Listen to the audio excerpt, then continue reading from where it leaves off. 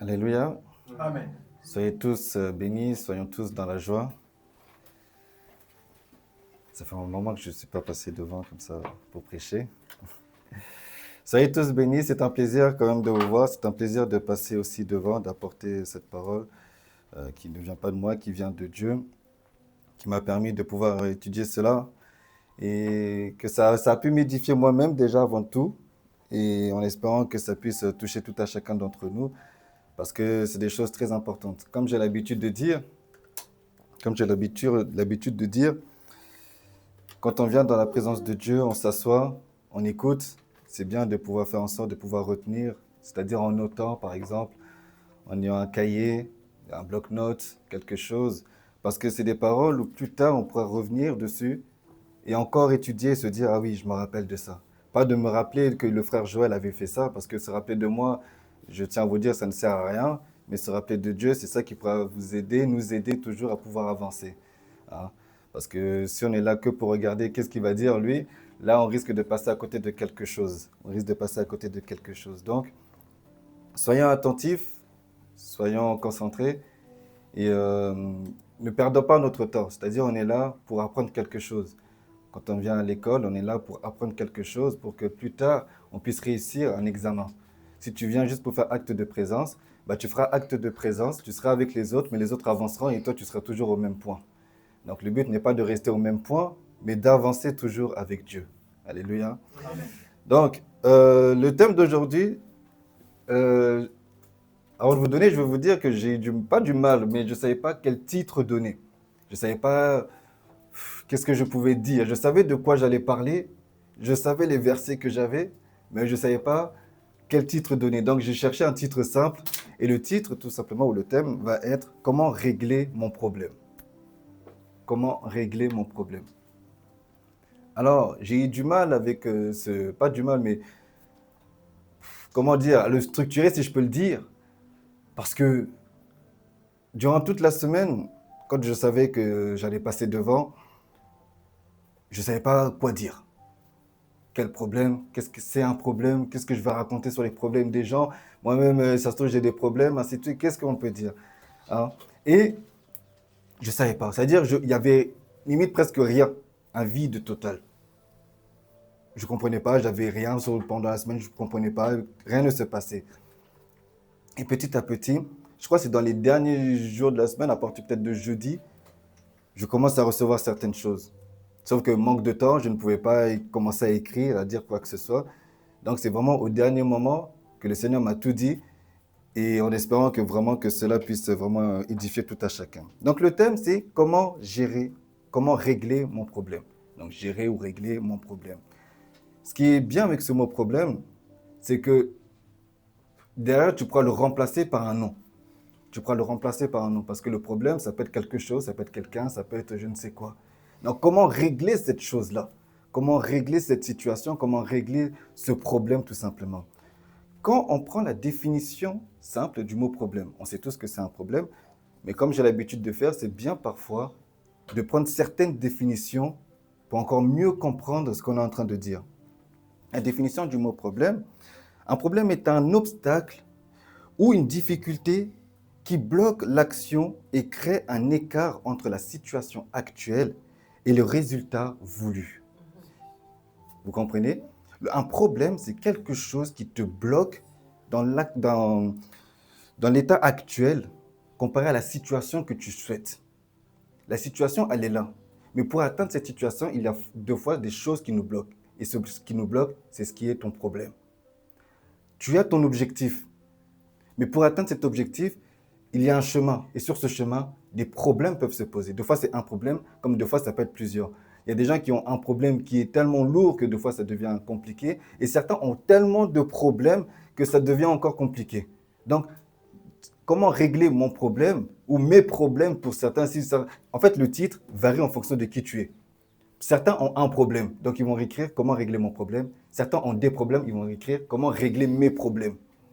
Donc ça, c'est le titre que chacun peut mettre en fonction de comment il est dans sa situation. Un problème est un obstacle, pour ceux qui sont en train d'écrire, un problème est un obstacle ou une difficulté qui bloquent l'action et créent un écart entre la situation actuelle et le résultat voulu. Voilà. Et ce problème, il demande aussi une recherche pour pouvoir avancer. Ça demande une certaine recherche pour continuer à avancer, pour atteindre l'objectif souhaité. Hein? Alors, j'ai décortiqué en plusieurs points, comme le frère Benjamin aime bien écrire aussi. Donc, dans un premier point, pour savoir comment régler mon problème, il est important, en premier point, d'identifier le problème et les causes. Pour régler quelque chose, il faut que j'arrive quand même déjà à identifier c'est quoi la chose qui me dérange.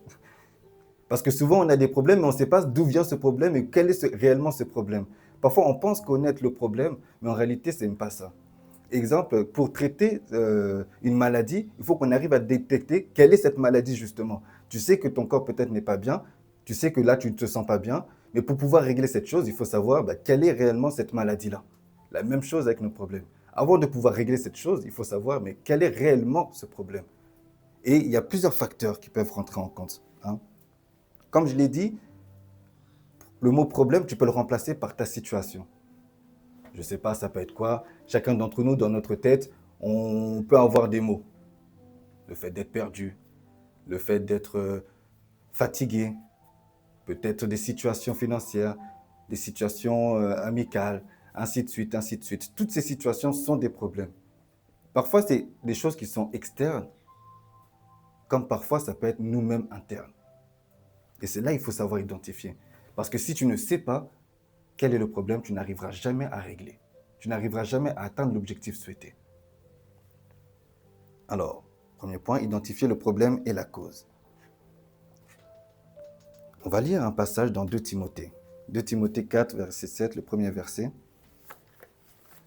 Nous allons avoir 2 Timothée.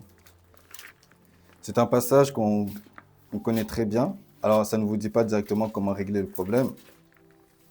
Mais c'est juste pour appuyer ce que je suis en train de dire. 2 Timothée chapitre 4. 2 Timothée chapitre 4, le verset 7.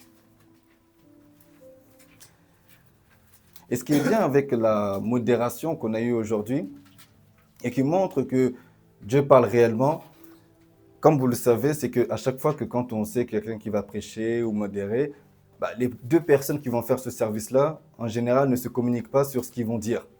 En général, en tout cas, ici, nous, c'est ce qu'on fait.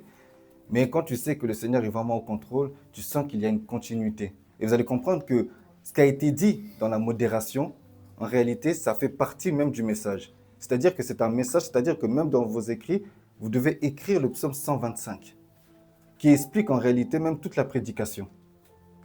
Alléluia. 2 Timothée chapitre 4, le verset 7. Là-bas, l'apôtre Paul va dire « J'ai combattu le bon combat, j'ai achevé la course, j'ai gardé la foi. » Je veux qu'on le lise tous en même temps pour que chacun puisse avoir ce passage-là. Donc si tout le monde est prêt, 1, 2, 3, nous le lisons. J'ai combattu le bon combat, j'ai achevé la course, j'ai gardé la foi. Amen. On s'arrête là. Alors ça c'est une phrase où, est-ce qu'aujourd'hui on arrive à se dire que ça c'est notre phrase? Est-ce qu'aujourd'hui on arrivera à dire que j'ai combattu le bon combat, j'ai achevé la course et j'ai gardé la foi? C'est la question qu'on devrait se poser.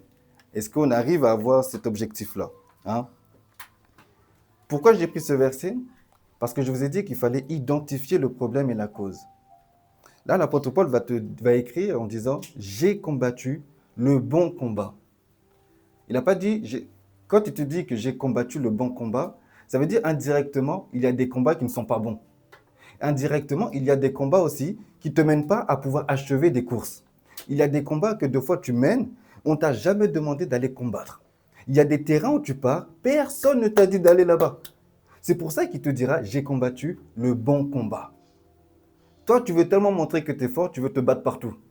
Toi, tu veux tellement montrer que tu es grand, tu veux aller partout. Tu veux tellement montrer que tu as tellement fait des choses que tu veux aller partout. Malheureusement, que tu le veuilles pas, quand tu ne réalises pas, c'est-à-dire, On te dit que tout chemin mène à Rome, c'est vrai.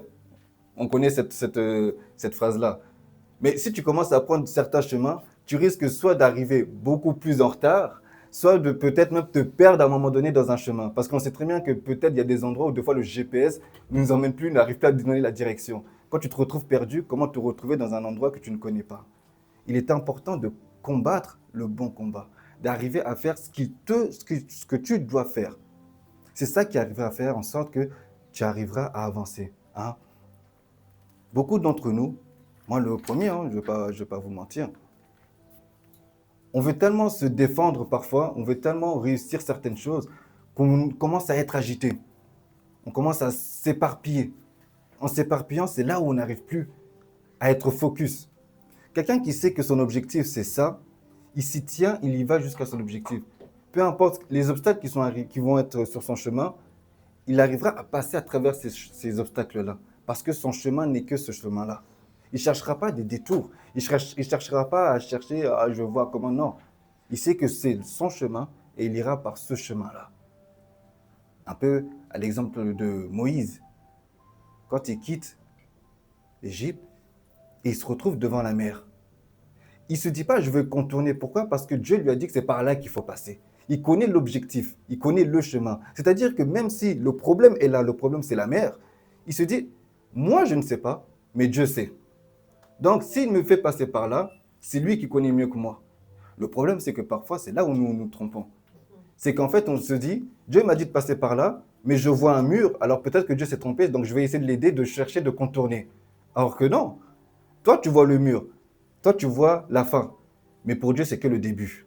Et c'est ça qu'on ne sait pas. Et c'est là où on a du mal. Toi, tu te dis, je ne sais pas nager, mais qu'est-ce que je vais faire dans la mer? Moi, je ne sais pas nager, mais qu'est-ce que je vais m'embarquer là-dedans? Moi, je ne sais pas, je vois un mur, mais qu'est-ce qui... Peut-être que Dieu s'est trompé. Et parfois, on ne veut tellement pas donner la faute à Dieu qu'on se dit, peut-être que j'ai mal entendu. Non, tu as très bien entendu. Dieu t'a dit de passer par là. Tu ne passes pas par là. Voilà comment, des fois, on arrive à attirer certains problèmes. Le problème, pourquoi? Parce qu'au lieu de suivre le chemin qui t'a été indiqué, toi, tu veux faire à ta tête, à ta sauce. C'est comme des fois, on rigolait des fois avec le pasteur. Voilà, il n'est pas au statut pasteur, il sera au statut père. Parce que là, quand on conduisait, par exemple, et on lui met le GPS. Mais il veut tellement montrer que des fois qu'il connaît tout, qu'il commence à prendre des chemins différents. Le GPS nous disait, par exemple, vous allez arriver dans 30 minutes.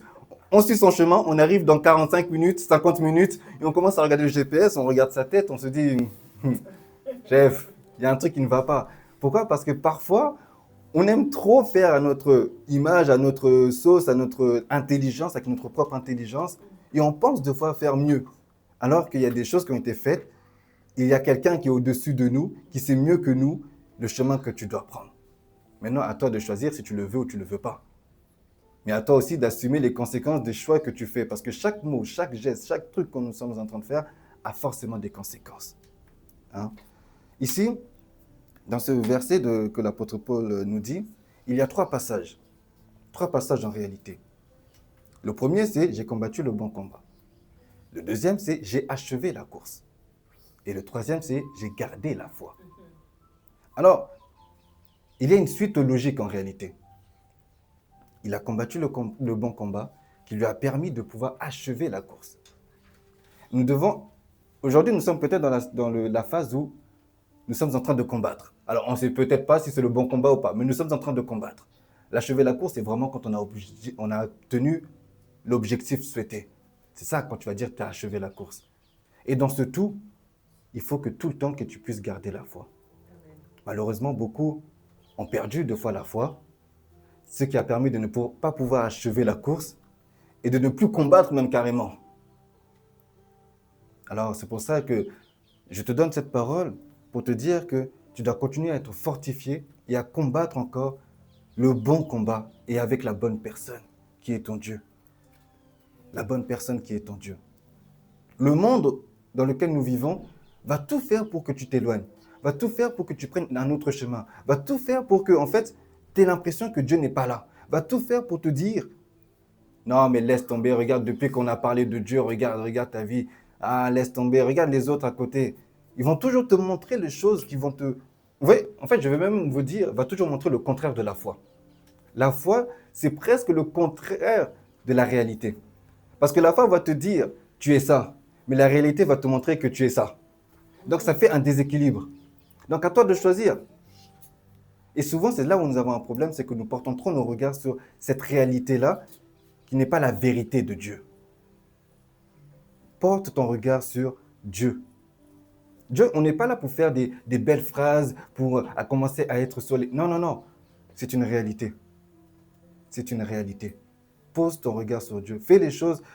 Souvent, vous savez, tellement on nous a éloignés de la parole de Dieu, on commence à penser que les chrétiens sont ennuyants, les chrétiens, c'est n'importe quoi cette vie, il n'y a rien à faire, machin truc. On nous fait passer ces messages-là.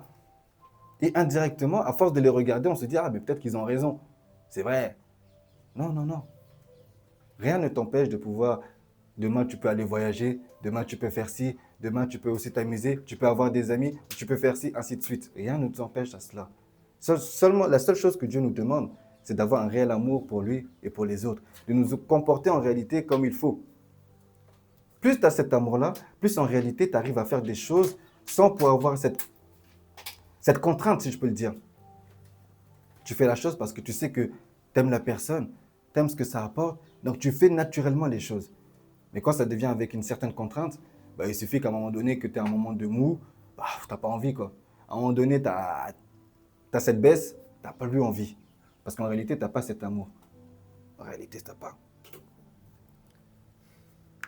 L'apôtre Paul ici s'identifie comme un athlète.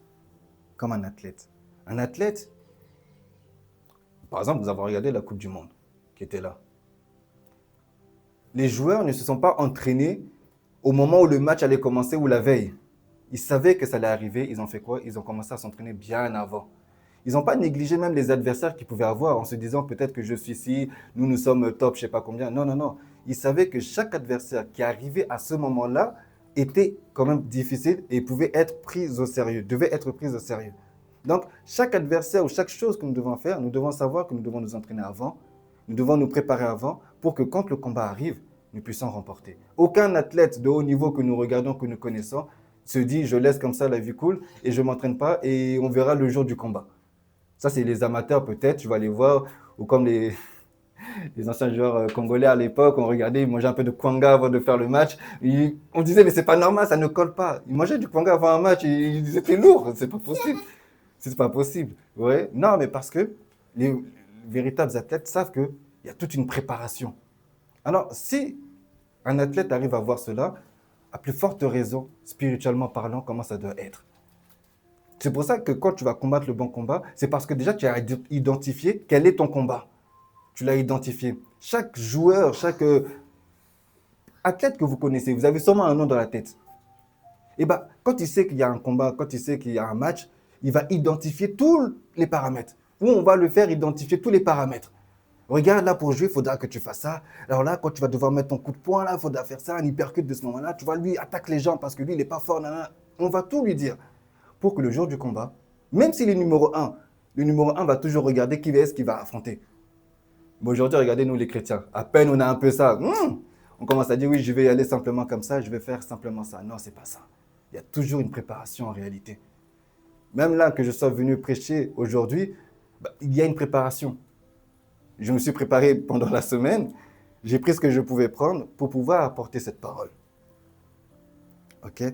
Donc, identifie bien ton combat. La cause de ce problème que tu peux avoir, comme je l'ai dit tout à l'heure, elle peut être externe. Quand je dis externe, c'est-à-dire ne te compte pas. C'est tout ce qu'il y a autour de toi. C'est-à-dire, des fois, ça peut être la famille, ça peut être l'entourage, les connaissances, ça peut être l'environnement, ça peut être toute autre chose qui est autour de toi et qui a un lien peut-être avec toi. Mais ce n'est pas toi. Alors, regarde, il faut qu'on arrive parfois, en tant que chrétien aussi, vous savez, il y en a beaucoup qui vont arriver, oui, prier, prier, prier, prier, mais il faut prier aussi avec intelligence. Tu vas prier, mais tu n'as pas identifié le combat, tu vas jeter des prières en l'air. C'est-à-dire que quand je prie, je sais que Seigneur, là, il y a un problème ici, je vise le problème, c'est ça le problème. Vous voyez? Beaucoup ont fait ça, oui, prier, prier. Non, il faut prier avec intelligence. Parce que ta prière, là, elle va juste s'envoler comme ça. On risque même d'attraper ta prière, on va la mettre dans un coffre. Ta prière, tu vas penser qu'elle est arrivée, elle n'est jamais arrivée. Je tiens à vous dire, hein, la prière, il faut qu'elle monte vers Dieu. Donc pour monter, c'est un chemin qu'elle est en train de prendre. Ici, il y a des obstacles. Donc, identifie le problème externe. Regarde autour de toi, qu'est-ce qui bloque aujourd'hui pour que tu puisses avoir cet objectif-là? Qu'est-ce qui bloque aujourd'hui pour que tu puisses avoir cet objectif-là? Regardez, par exemple, on va prendre un passage dans Genèse 13. On peut y aller, le début.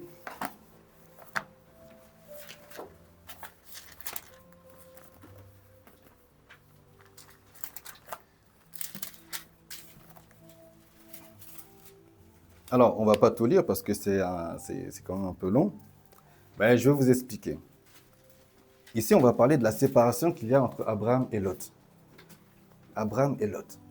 Je ne vais même pas rester très longtemps dans ce passage-là, mais c'est pour vous montrer que parfois, il y a certaines choses dans lesquelles tu dois faire attention pour avoir même certaines manifestations de certaines gloires de Dieu. Dans ce passage, Genèse 13, en fait, il était arrivé à un moment donné où Abraham et Lot étaient ensemble. Chacun avait des troupeaux, des bergers, ainsi de suite. Ils avaient des serviteurs, ainsi de suite. Et c'était tellement grand, ils avaient tellement de monde, attention, ils avaient tellement de monde qu'en fait, ils n'arrivaient plus même à vivre ensemble. Parce que les gens avec qui ils étaient continuellement en fait en train de se chamailler pour des trucs, de fois bêtes ou machin truc. Continuellement. Mais ce qui est bien avec Abraham et Lot, c'est qu'on nous dit toujours qu'il y avait beaucoup d'amour entre eux. Il y avait beaucoup d'amour entre eux. Mais malheureusement, les conditions entre guillemets de vie ne permettaient plus la cohabitation.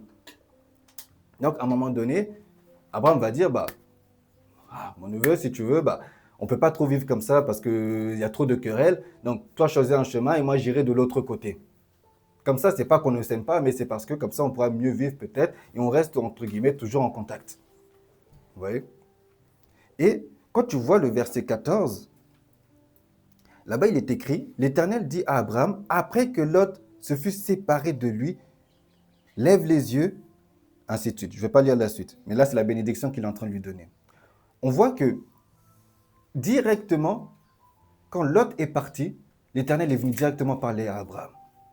Une fois que Lot est parti, c'est pas que Lot était mauvais, c'est pas que Lot était un je ne sais quoi, parce que souvent on pense que parce que les gens sont pas... Non, c'est pas qu'il était mauvais, mais il y a des situations où le Seigneur t'attend toi seul. Toi, arrête de t'entourer des gens. Des fois, on veut tellement avoir quelque chose, on s'entoure de trop de personnes, on veut voir tellement de prophètes, on se dit qu'on va aller dans les églises pour avoir cette atmosphère-là, peut-être. Non, le Seigneur peut-être t'attend toi seul. Il attend que tu sois seul, et là, il attend que, voilà, toi et moi, on puisse discuter.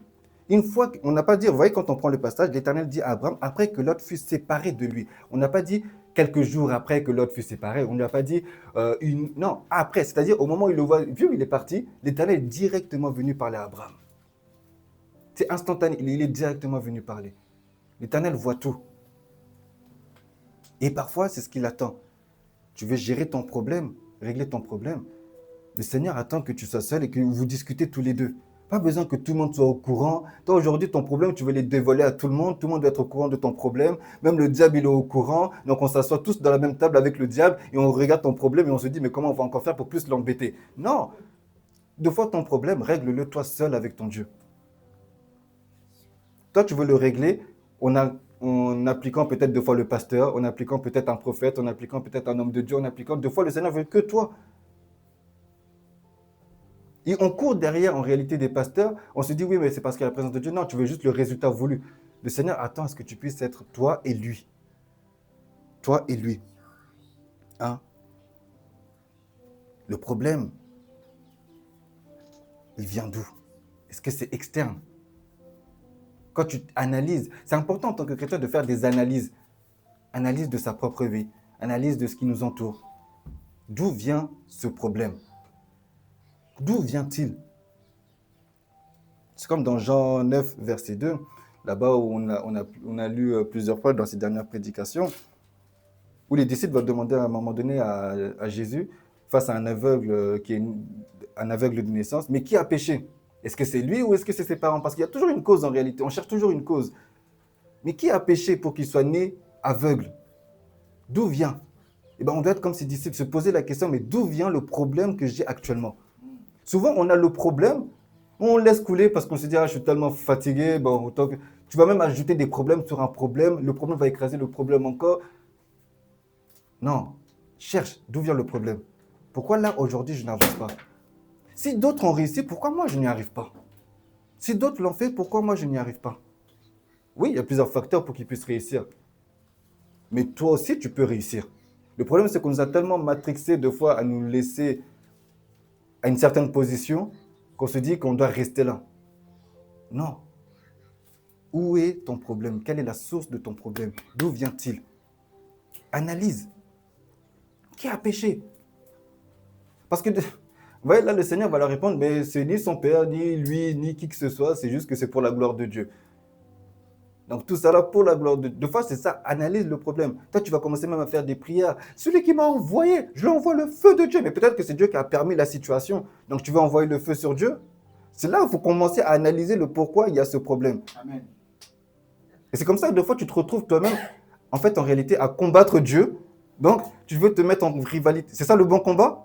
Non, c'est pas ça le bon combat. Là, tu fais un combat où c'est perdu d'avance. Analyse d'où vient le problème. Est-ce que c'est Dieu qui veut cela? S'il le veut, pourquoi? Ainsi de suite, ainsi de suite. Il faut se poser les questions. Hein? C'est comme Moïse aussi, devant la mer, comme je vous l'ai dit. Le problème était la mer. Lui-même n'avait, j'avais déjà prêché un jour que lui-même n'avait pas la solution. Lui-même ne savait pas comment allait venir, non, pas d'où venait, parce qu'il savait d'où allait venir la solution, mais il ne savait pas comment allait venir la solution. Lui, le seul truc, c'est, le Seigneur lui a dit, va là. Il y est allé. Et il ne s'est pas posé des questions de savoir, mais qu'est-ce que je vais faire? Mais qu'est-ce que j'ai fait? J'ai tué tout ce peuple. Seigneur, t'es sûr que tu m'as parlé? Non. Il ne s'est pas posé ce genre de questions. Il a simplement regardé en disant, Seigneur, c'est à toi. Il a posé le problème devant Dieu. Et ce qui peut être problème pour nous n'est rien face à Dieu. C'est un problème pour nous. Dieu n'a pas de problème, c'est toi qui as des problèmes. Et Dieu est toujours la solution. Amen. Amen. Donc, toi, tu vas chercher des solutions à gauche, à droite. Tu vas essayer de voir des gens, que les gens puissent te dire. Des fois, on veut tellement même des mots doux pour nous apaiser. La réelle solution, en réalité, ce n'est que Dieu. Mais à toi de comprendre qui est Dieu et qu'est-ce qu'il veut en réalité aussi. Hein? C'est comme aussi dans Genèse 37 avec Joseph. Je donne certaines situations. Joseph qui a été vendu par ses frères. Une situation qui se trouve là. Toi, tu te dis, mais c'est la famille peut-être. Comment eux, ils peuvent me vendre? Mais Dieu peut passer par toute situation.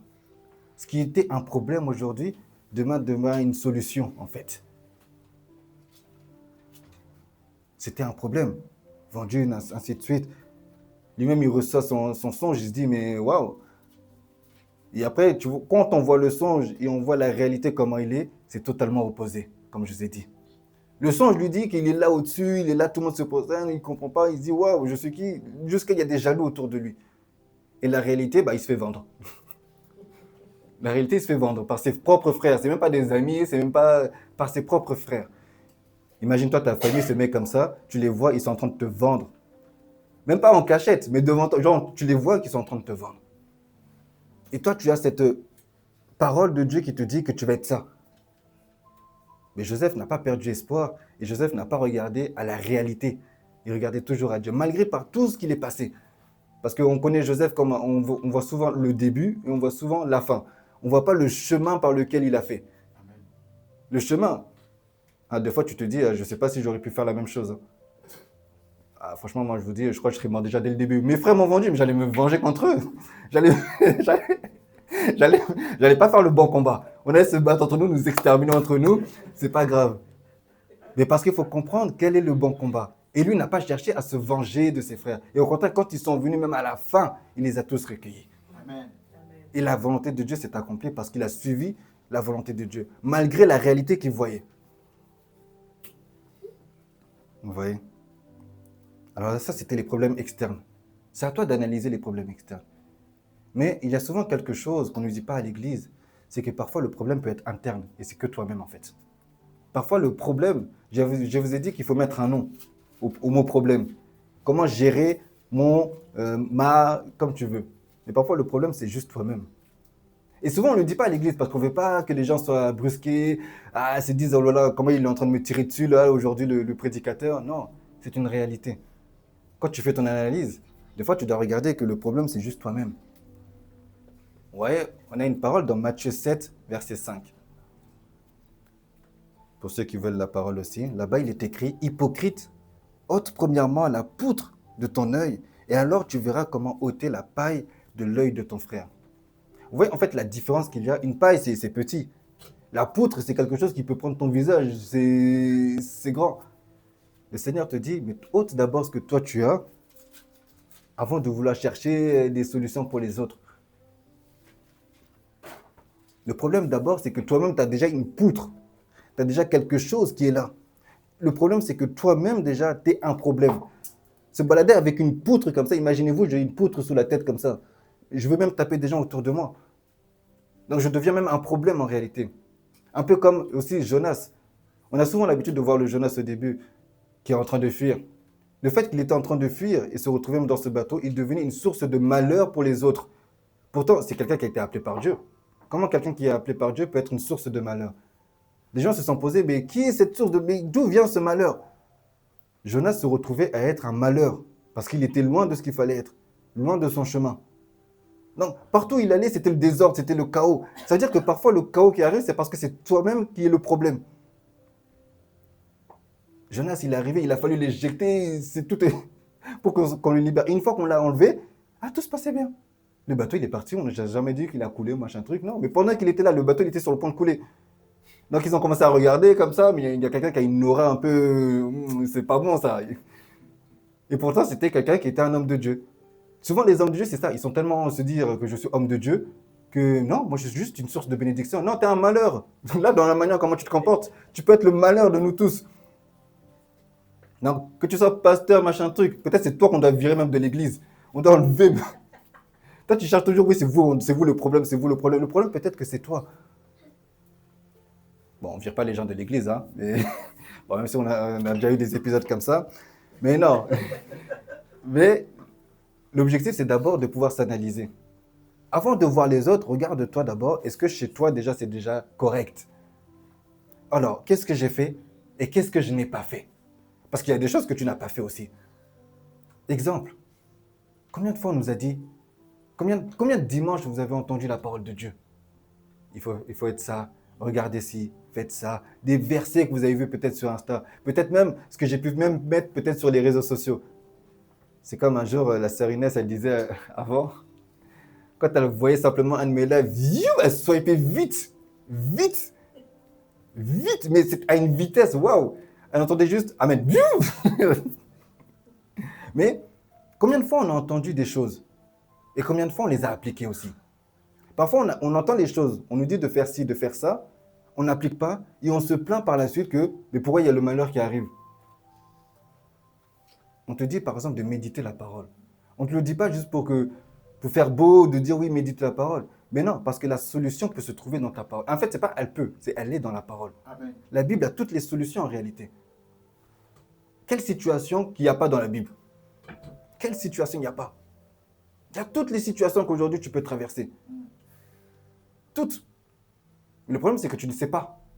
Tu n'as pas la connaissance. On n'a pas la connaissance. Donc c'est pour ça qu'on se dit, je ne sais pas.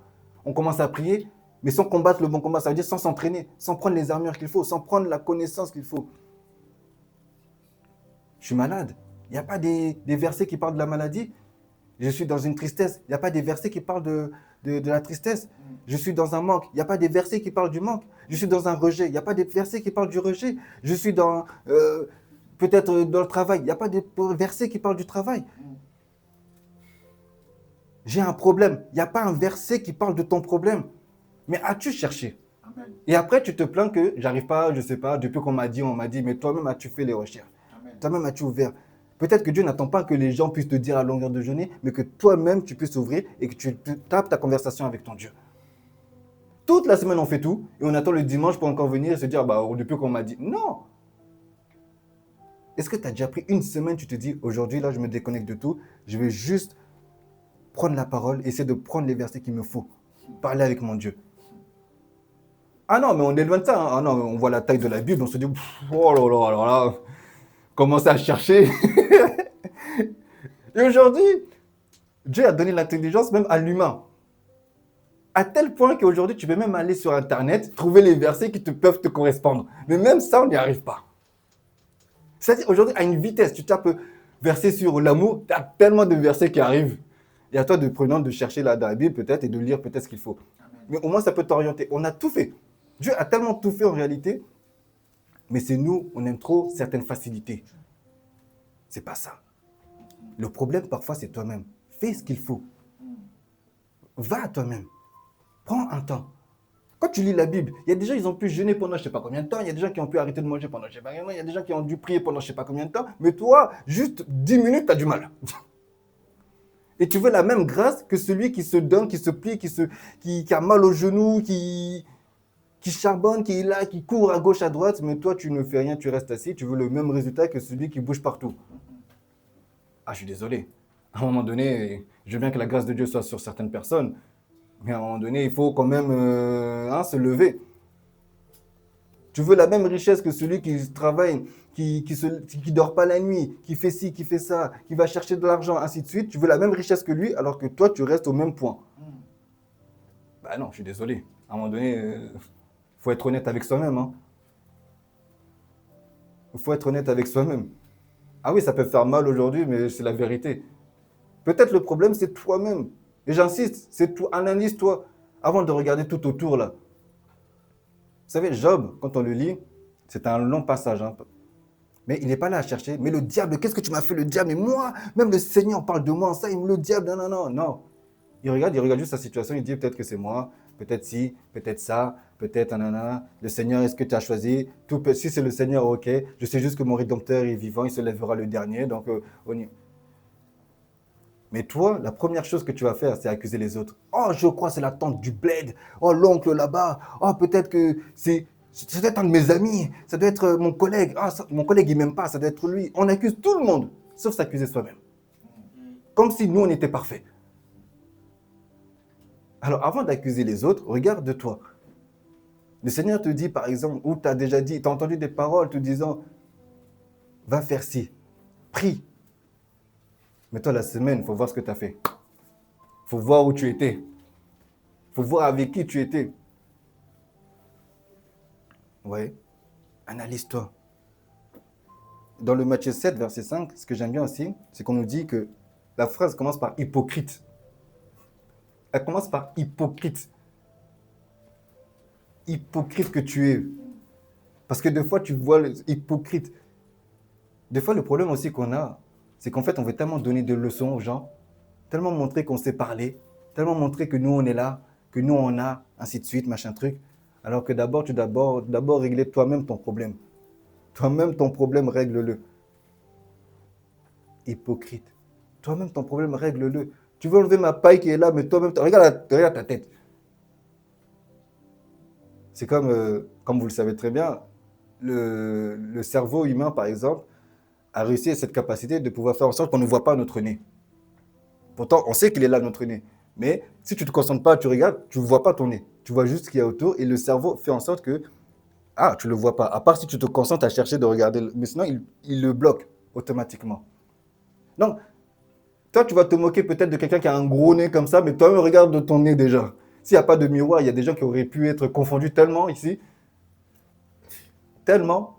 Oh, mais regarde ton nez là, regarde ton nez. Tellement on a lancé facile deux fois. Regarde ton nez. Mais toi, est-ce que tu t'es vu? Il faudrait qu'on te montre le miroir pour voir que, regarde. Parce qu'on aime trop, deux fois, parler. On a un problème chez nous aussi, c'est qu'on aime trop parler, trop parler, trop parler, mais on n'arrive pas à agir. On parle plus qu'on agit. Oui, la parole de Dieu dit, non, non, non, on est là à montrer qu'on connaît les versets, mais on n'applique jamais les versets. Oui, nous devons être amour, mais tu es la première personne qui insulte le premier venu ici. La parole de Dieu dit de prier. On vient sur les trucs. Oui, prions, prions. Mais quand tu es seul, tu pries jamais. C'est que quand il y a l'effet de monde, on est là ensemble. Oui, on prie, on veut montrer qu'on prie. On a des belles phrases dans nos bouches. Mais le cœur n'est même pas beau.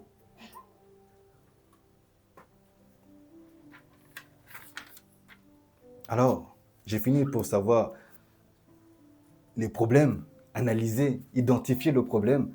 Hein. À toi, par rapport à cette parole, de comprendre. Et du coup, face au problème que tu as identifié, que tu as analysé, que tu as compris que c'était ça la source, C'était ça le problème, c'était ça la cause. Qu'est-ce qu'il faut faire? En deuxième point, il faut trouver la solution.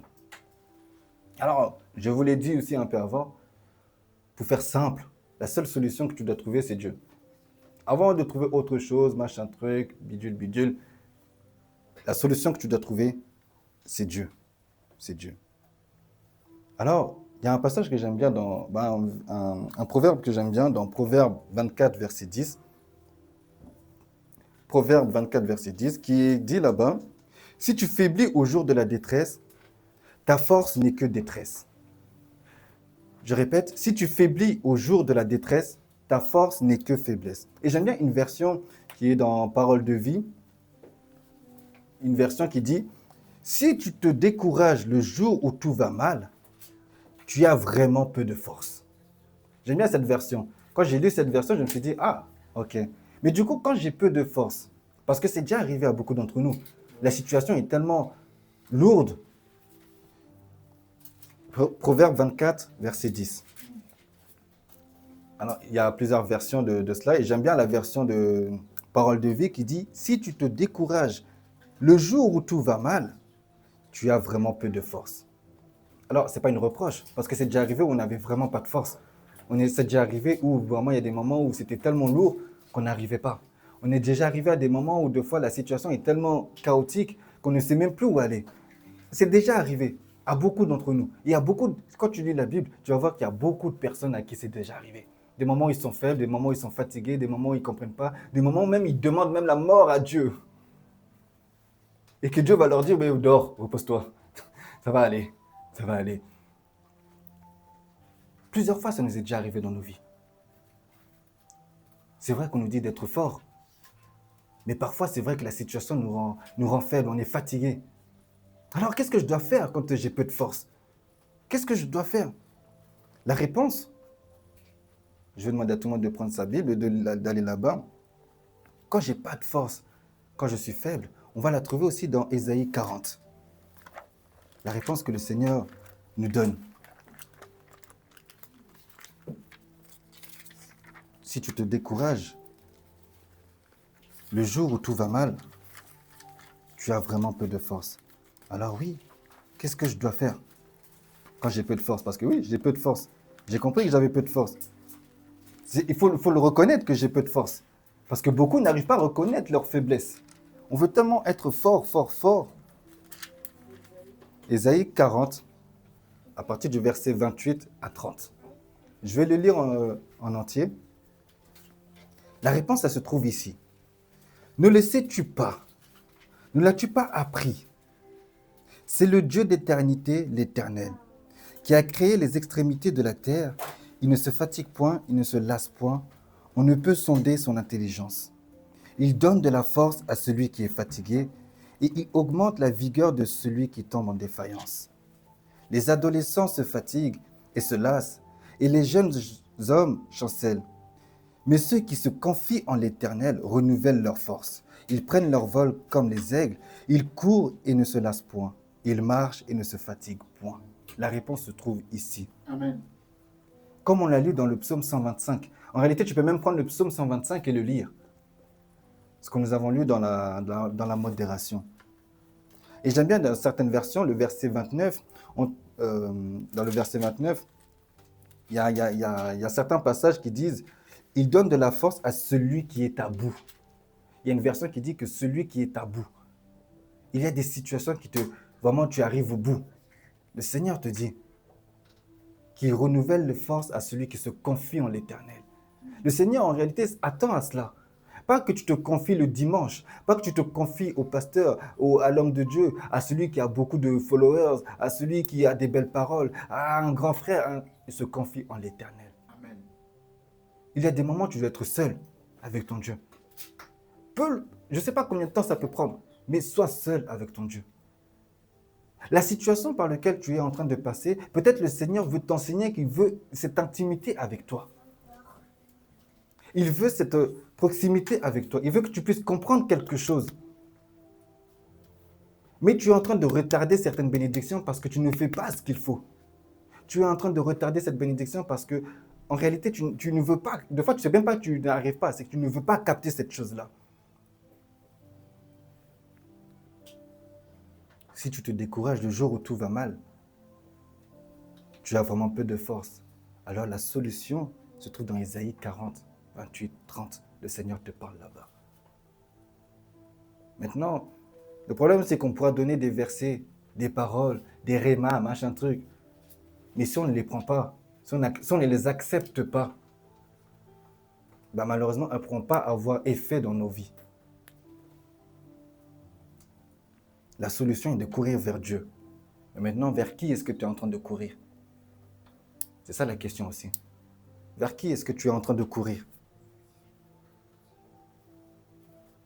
Vous savez, j'aime bien un passage on ne va pas y aller, mais je vais l'expliquer. Dans 2 Chroniques 26, le verset 1 à 5, je vais prendre ce passage. Là-bas, il y a une personne qui s'appelle Osias, et il est devenu roi à l'âge de 16 ans. C'est très fort, hein? À l'âge de 16 ans, il est devenu roi. Ok? Et, pour faire simple, à un moment donné, il y a une parole qui dit là-bas que tant que lui, comment je pourrais dire, il recherchait en réalité la face de l'Éternel, et ben en fait, l'Éternel, lui, faisait en sorte que lui pouvait prospérer. Tant qu'il était dans la recherche de l'Éternel, tant qu'il était à chercher la face de l'Éternel, et ben Osias, qui avait 16 ans à cette époque-là, prospérait pendant ce temps-là. Alors, je ne vous parle pas de tout ce qui s'est passé, de toute son histoire, hein. Je vous parle vraiment de ce qui a été dit au début. Tant qu'il faisait cela, et ben l'Éternel faisait en sorte qu'il prospérait dans tout ce qu'il faisait. Voilà deux fois ce qui nous manque. Voilà deux fois ce qui nous manque. C'est qu'en fait, les choses de Dieu, on le prend à la légère en mode, bon, si ça arrive, mais bon, j'avoue, j'ai envie de faire autre chose. Oui, bon, les choses de Dieu, c'est ça, mais là, je vois un groupe, là, avec mes potes, j'avoue que ça donne envie. Ah, là, je vois qu'il y a un voyage, Et on ne met pas Dieu en priorité, dans toute chose. Or, Dieu doit être la priorité dans tout ce que nous faisons. Amen. Je vais au travail, et ben, je vais en me disant que je suis avec Dieu. Je suis dans une relation, je dis que je suis avec Dieu. Je suis dans l'entrepreneuriat, je suis avec Dieu. Mais le problème, c'est que des fois, on veut se lancer même dans des trucs et on veut se lancer sans Dieu. Donc ça veut dire que si on se lance sans Dieu, on se lance avec notre propre force et c'est nous-mêmes que nous sommes en train de montrer. Demain, j'ai une entreprise, ah oui, mais moi j'ai fait ci. Et à aucun moment je parle de Dieu. Oui, mais moi j'ai fait ça, c'est vrai que mes études, j'ai fait ça, du coup ça m'a permis de faire ci, de construire ça, de faire ci, ainsi de suite. La part de Dieu n'y est pas. Et pourtant, tu étais la première personne peut-être à prier, demander, ah Seigneur, mes projets. Dès que les projets arrivent, tu mets Dieu de côté. C'est pas ça. Hein? Et une chose que j'ai envie de dire, c'est qu'en tout temps, nous devons apprendre à rendre grâce à Dieu. Quand on dit en tout temps, que ça aille bien, que ça aille pas bien. Je suis dans le mal, je rends grâce à Dieu. Je suis bon, je rends grâce à Dieu. Souvent, on va voir que quand il se passe des choses bonnes, oh merci Dieu, pour m'être, merci. Non, même quand ça va mal, bon, merci Dieu parce que tu l'as permis.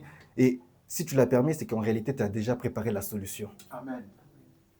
Et que tout ceci, ce n'est pas parce que peut-être que je mérite ou que quoi que ce soit, mais c'est juste pour montrer encore que la gloire de Dieu est là. Alors oui, peut-être que ça passe par moi. Bah, merci même Dieu que ça passe par moi. Ça veut dire que vraiment tu me regardes et que tu vas agir. Aujourd'hui, on me voit peut-être à ce niveau-là. On se moque de moi peut-être. Mais je sais que tant que je reste avec toi, et ben demain, et ben c'est moi qu'on va regarder. Amen. C'est pas pour faire des belles phrases, mais demain, c'est ça. Parce que tu as été fidèle. Alors, ce serait vraiment dommage de rester fidèle et que rien ne se passe. Mais non, c'est pas ça. Petit à petit, tu vas avoir. Ok, aujourd'hui, je suis perdu. Je ne sais pas. Mais en réalité, je ne suis pas perdu si je regarde vers Dieu. Je suis perdu parce qu'en réalité, je ne regarde pas à Dieu. Je regarde à des situations. Je regarde à comment faire le chemin. Je regarde à ci, je regarde à ça. Je ne regarde pas à Dieu. Quelqu'un qui regarde à Dieu n'est en réalité pas perdu. Amen. Quand tu as l'objectif, tu n'es pas perdu en réalité. C'est juste qu'il y a des choses qui peuvent se mettre en travers. Mais ton objectif est toujours là. Tu es perdu parce que tu n'arrives plus à aller à l'objectif, parce que tu ne vois plus ton objectif. Tu ne vois plus. Quand le GPS, il est là, il me dit que j'arrive dans 30 minutes. Est-ce que je vois l'objectif? Je ne le vois pas. Mais je sais que le GPS m'indique là, donc ça veut dire que je ne suis pas perdu. Mais s'il s'enlève à un moment donné, là, je me retrouve perdu parce que je n'ai plus l'objectif. Quel est ton objectif? Et souvent, c'est ça le problème. C'est que ton objectif n'est pas le bon aussi. Voilà pourquoi tu n'arrives pas à combattre le bon combat. Vous savez, c'est comme... J'avais aimé un truc, ça m'est venu comme ça d'un coup. Mais regardez, quand on va prendre, je veux dire que... On va prendre un exemple, mais imaginez que c'est une calculatrice. Parce que j'avais pas la calculatrice. La calculatrice. Alors, dans la calculatrice, je peux taper un calcul qui est compliqué. Je ne vais pas en donner un parce que je pense qu'on ne va pas le réussir de tête. Je sais que vous êtes tous intelligents, mais si je commence à mettre des chiffres au hasard et je vous dis de le calculer, je pense qu'on peut prendre encore du temps si on le fait de tête. La calculatrice. Maintenant, tu as un problème. Tu cherches une solution et tu as un objectif. Maintenant, la calculatrice, elle est dans quel rang si je dois vous poser cette question? Est-ce que c'est un problème? Est-ce que c'est une solution? Est-ce que c'est l'objectif? Est-ce que c'est quoi? Exactement. La calculatrice, en réalité, quand tu poses un calcul, on te dit que tu dois trouver la solution. La solution, en réalité, c'est la calculatrice. Le résultat, l'objectif, c'est le résultat du problème. C'est-à-dire que quand je tape le problème, je cherche la solution. La solution, c'est en fait un moyen de pouvoir faire cette méthode pour avoir le résultat. Le résultat, c'est ça l'objectif. L'objectif que j'ai, c'est d'avoir ce résultat-là. Sauf que pour avoir ce résultat-là, j'ai un problème. C'est le calcul que je n'arrive pas à le maîtriser. Alors, il faut que je trouve une solution pour avoir cet objectif-là. La solution, ça va être la calculatrice. C'est la même chose avec Dieu. C'est la même chose. C'est-à-dire que tu as un problème. Tu dois chercher la solution. La solution n'est pas l'objectif, ni le résultat. La solution, c'est ce qui va te permettre de pouvoir atteindre l'objectif. La solution, c'est Dieu. Pour que l'objectif, tu puisses l'atteindre. C'est ça. La calculatrice, c'est elle qui trouve la méthode pour calculer. On a tous appris à l'école comment calculer des divisions, des multiplications avec des chiffres, des retenues, machin truc. Peut-être plus le temps avance, plus on a perdu la méthode. Mais la calculatrice, on lui demande pas on lui demande juste remplis le truc. Et c'est elle qui trouve la méthode. La même chose avec Dieu. Toi, tu envoies ton problème à Dieu. C'est à lui de trouver la méthode. Et il te donne le résultat. Moïse, je le répète encore une fois, il arrive devant la mer. Il ne cherche pas comment lui-même il va commencer à séparer la mer. Il donne le problème à Dieu et c'est à Dieu de trouver la méthode pour que le résultat puisse avoir lieu. Toi, tu as le problème, tu cherches la calculatrice qui est ta solution et tu attends ton objectif qui est ton résultat. Aujourd'hui, on a les calculatrices qui répondent très vite. Tu mets n'importe quel calcul, elle te répond en instantané. En instantané. Avec Dieu, c'est la même chose. Tu as un problème, cherche Dieu qui est ta solution. Amen. La solution n'est pas que tu dois faire ça, que tu dois faire ci. La solution, c'est que tu dois courir vers Dieu, qui lui a la méthode, je le répète. Et attends ton objectif avec les méthodes de Dieu. Amen. Yes. Attends l'objectif avec les méthodes de Dieu, je répète. Parce que des fois, tu attends l'objectif avec tes propres méthodes. Dieu t'a dit un truc, mais après, tu te dis, bon, attends, je vais essayer de faire moi-même. Si la calculatrice me calcule un truc, vous savez, même pour avoir le bon résultat, il faut lui mettre le bon problème. Parce qu'on sait très bien que si tu vas commencer à mettre des multiplications, tu ne mets pas des parenthèses, ça peut te donner un autre résultat. Donc, ça veut dire que même ton problème, c'est pour ça qu'il est important d'identifier ton problème pour donner réellement le problème complet. Pas des brides, pas un semblant, pas des trucs cachés. Non, le problème complet. Tu vas à un certain résultat, tu sais que là, il faut mettre des parenthèses dans la calculatrice, là, il faut faire ci, là, il faut d'abord calculer. Tu sais ce qu'il faut faire. La même chose. Hein? Alors, en troisième point, pour arriver à la fin, c'est juste, il faut attendre. Que ça nous plaise, que ça ne nous plaise pas. Le temps de Dieu n'est pas le même que notre temps. C'est ça souvent qu'on a du mal. Pourtant, Dieu va nous dire souvent, vous savez, je l'ai dit souvent que le monde va tellement vite qu'on a l'impression que tout est speed. Pourtant, Dieu va te dire le contraire, c'est d'être patient. La patience, c'est très important. Tu dois être patient dans les choses de Dieu. Parce que tu ne sais pas quand le Seigneur va le faire. Parce qu'il fait les choses bonnes en son temps. Pas en tentant, en son temps. Et souvent, on veut les choses en fonction de ce que nous, on pense, de ce que nous, on veut. On veut la chose comme ça, comme ça, comme ça. Non. En troisième point, tu dois attendre et faire confiance. Attendre et faire confiance.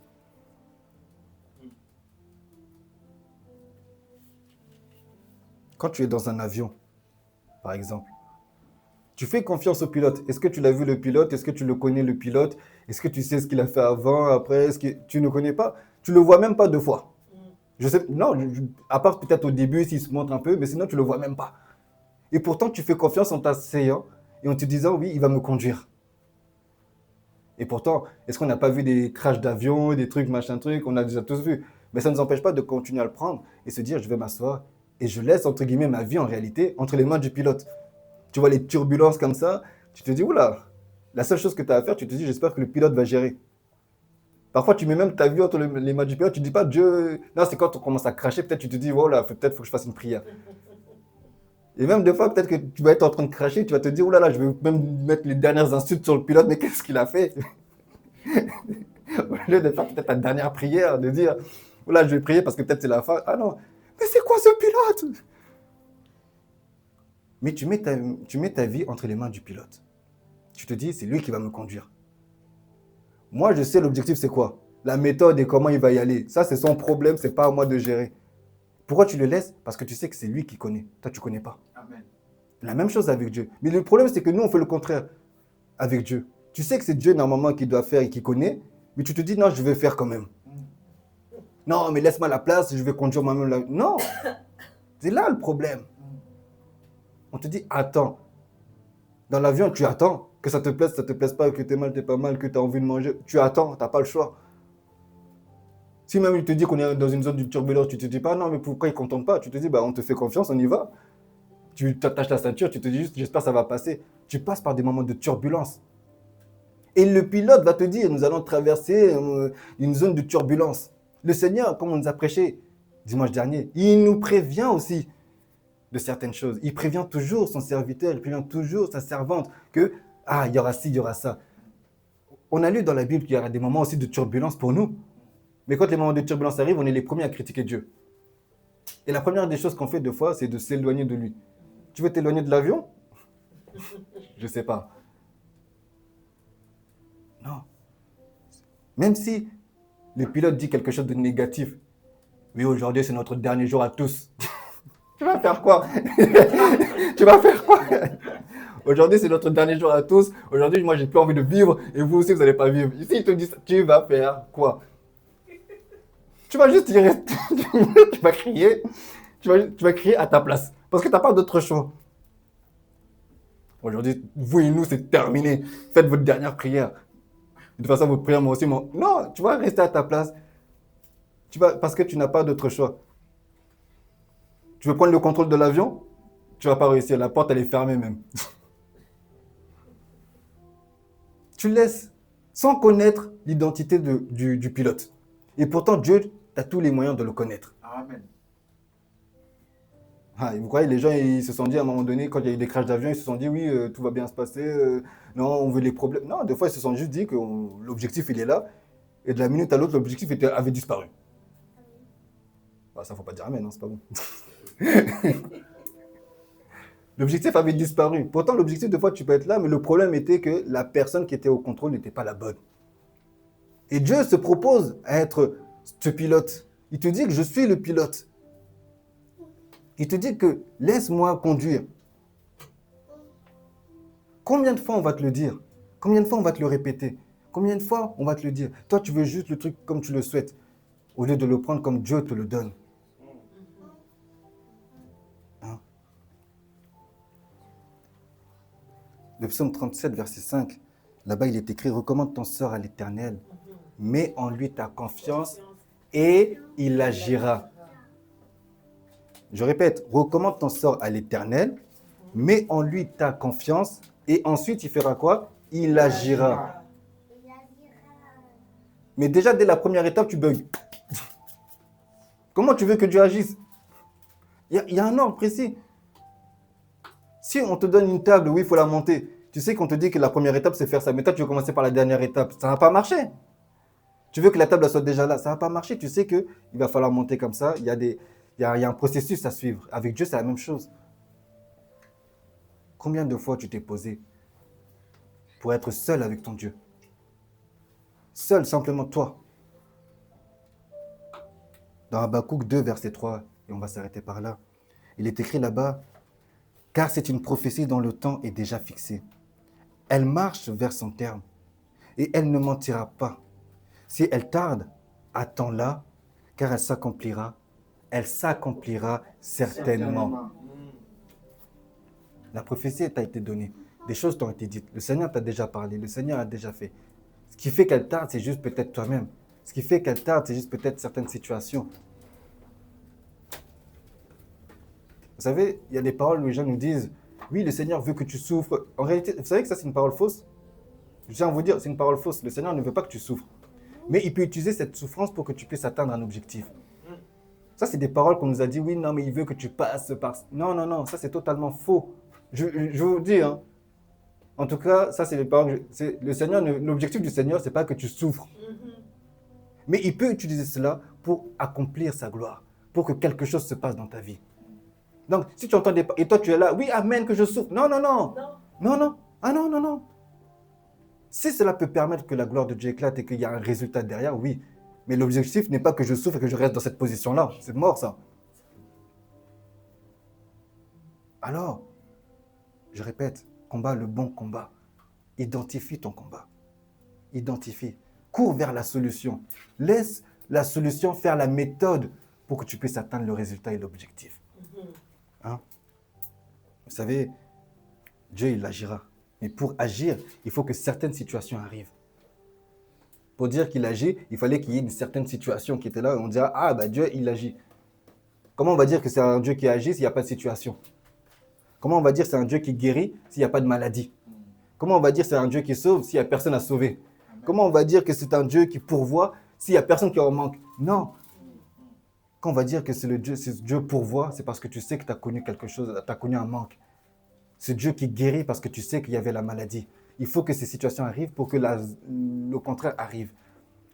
C'est ça la gloire de Dieu. Alors, c'est la même chose. Pour qu'il y ait la solution, eh bien, il faut qu'il y ait un problème. Amen. Parce que Dieu va montrer sa gloire dans ton problème, dans ta faiblesse. Soyez bénis, que le Seigneur vous bénisse. Amen.